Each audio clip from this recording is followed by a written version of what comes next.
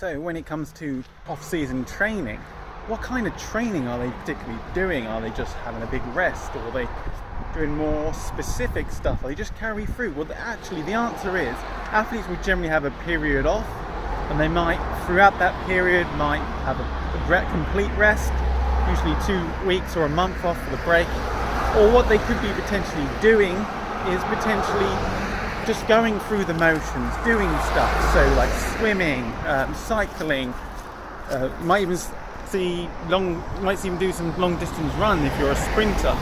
Yes, you may be thinking, why would a sprinter be doing long distance running, especially that time of year? Will that create some kind of disrupt in the muscle fibers? Well, no, it won't change your muscle fibers to type 1 from type 2X or type 3. The reason being is that because you're only doing it once or twice, basically what you're trying to do is take yourself over, keep yourself fit and healthy. Now, the reason why we have a break when it comes to athletics at the end of the season is because athletes get tired and you can't keep that form going through. You will eventually break down.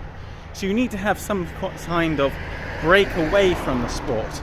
Now, for most people, that will probably be a 2-week break, and then you build up into the actual session, or you just jump straight in.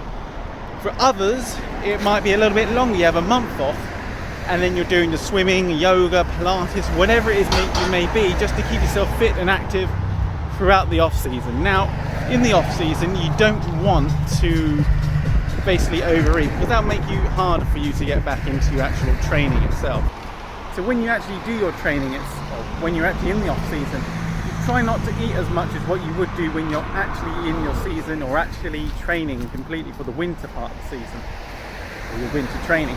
That being is that you're effectively eating normally, like everyone else. Well, in a Western society, everyone else healthily. So when you're training itself, you usually have a macro cycle. So that could be from now to your particular goal and where you want to be training-wise.